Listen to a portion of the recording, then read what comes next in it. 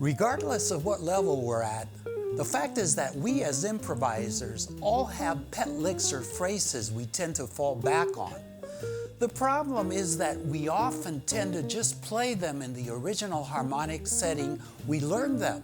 In other words, if you learn a minor lick, you are wired to recall it and play it as such. Well, I've got news for you. This is a major limitation. And with just the basic understanding of music theory, we can double, triple, and sometimes quadruple our improvisational vocabulary from these licks. And we can recycle all of our ideas using a procedure known as modal conversion. Interested in learning how? Well, stick around because in this video I am going to show you how to triple your jazz vocabulary using some classic bebop phrases by Pat Martino, George Benson, and Joe Pass.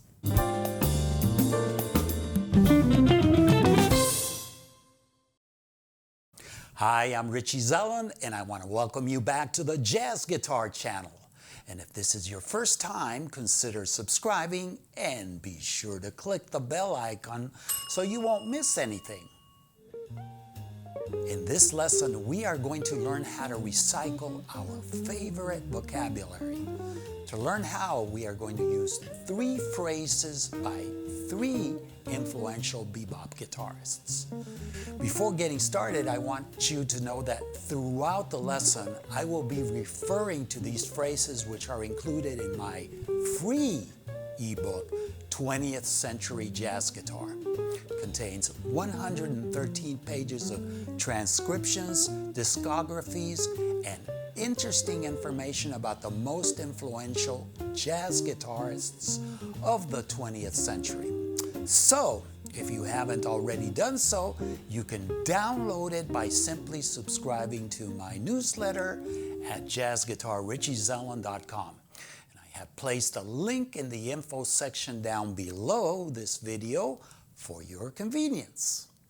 And we're ready to begin. The first phrase is by Pat Martino on page 85 of the book, and this is phrase number 3 on the page, and it was transcribed off his solo on Lazy Bird. So let's analyze this phrase first. We're in F Dorian, and we're starting with the 6th degree.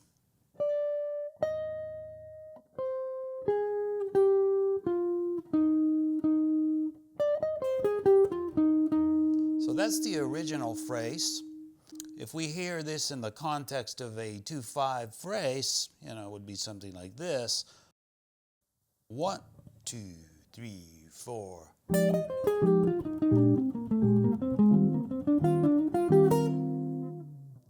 So now let's apply some modal conversion to this, and we're going to convert it from Dorian to Mixolydian. So we can play it over a dominant chord. And all we have to do to convert a Dorian phrase to a Mixolydian is raise the 3rd. So definitely it helps if you know your scales and if you know some basic theory here to identify the intervals in each one of these phrases. So now I have a dominant 7th arpeggio, and I'm going to play 6, flat 7, 5, 3, natural 3, 2, 1, flat 7.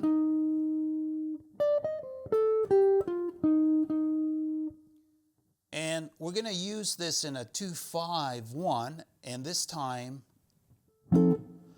this phrase is going to occupy the 5 chord. So it's going to be C minor to F7, resolving to B flat, major 7. 1, 2, 3, 4.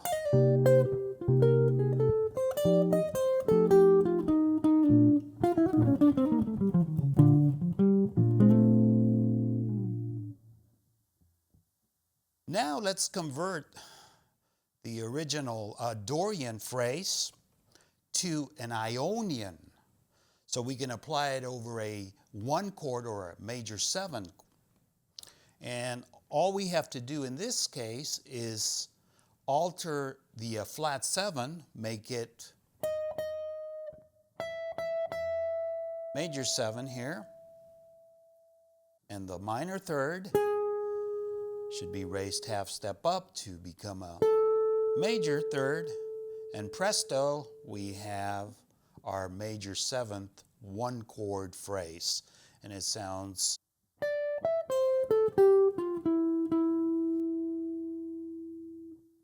So next I'm going to play this over a 2-5-1. I'm just going to improvise something, and I'm going to insert this phrase over the 1 chord.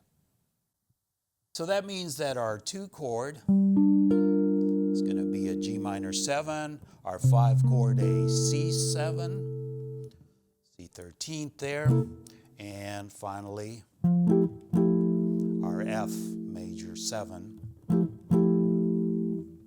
for the 1 chord. 1, 2, 3, 4.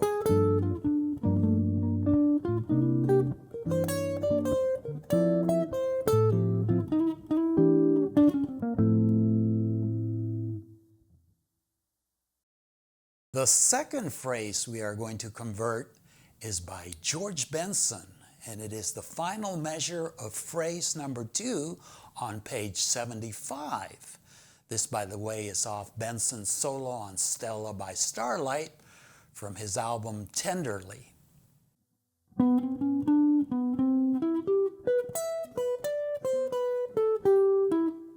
So over the context of a 2-5-1, if I were to use this phrase to start the cadence, it would sound something like this.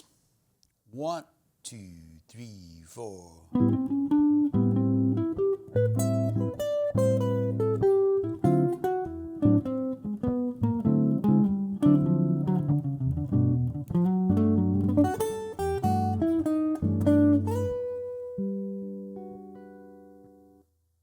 So we're first going to convert this, do some modal conversion to Mixolydian.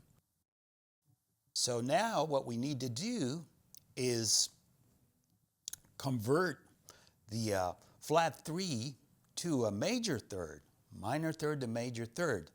But we're going to leave the first portion of this 8th note triplet the way it is.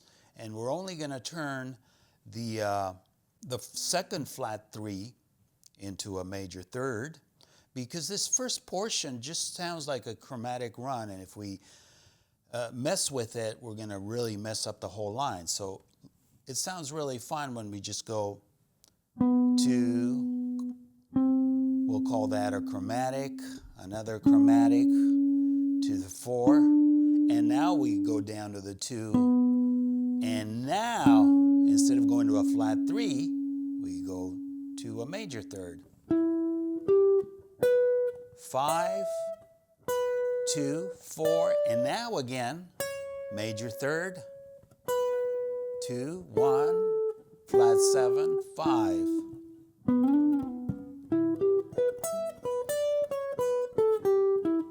This is cool this way, but we can play it fast. So in the context of a 2-5-1, this time we're going to have E minor for the 2 chord, and this is taking up this 5 chord, which now is the A7, to 1 chord in D. 1, 2, 3, 4.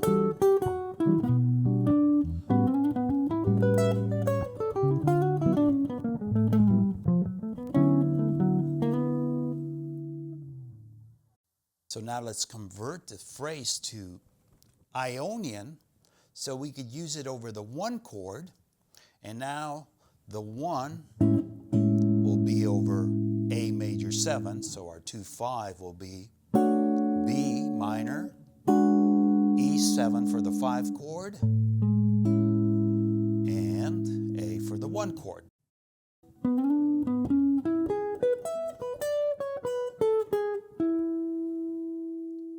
And in the context of our 2-5-1, it sounds like this. I'm going to improvise and end on that phrase.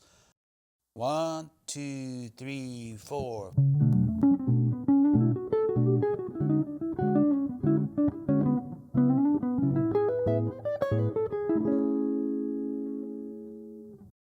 The third and final phrase we are going to convert is by Joe Pass, and is phrase number 6 on page 67 from his solo over Satin Doll.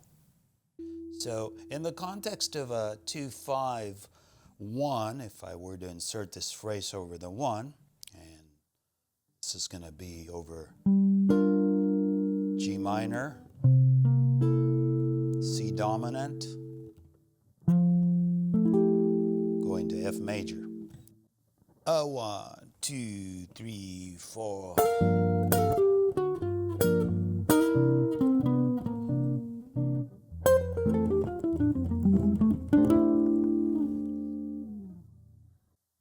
So now let's do some modal conversion, and first we're going to convert it to a mixolydian so we can use it over a 5 chord, and all we have to do is, of course, lower the 7.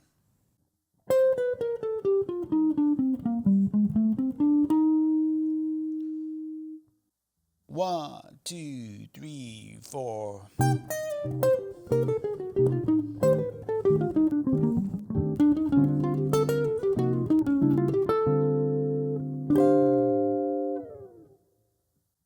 So now let's convert this to Dorian. And this time we have to not only flat the 7th, but flat the 3rd, the major 3rd. So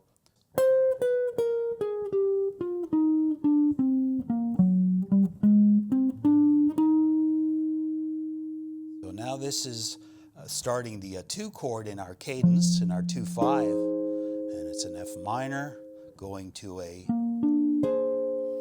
B flat 7, ending on a E flat major 7. So let's improvise something, and I'm going to insert this phrase now in Dorian at the very beginning, over the 2 chord. 3, 4.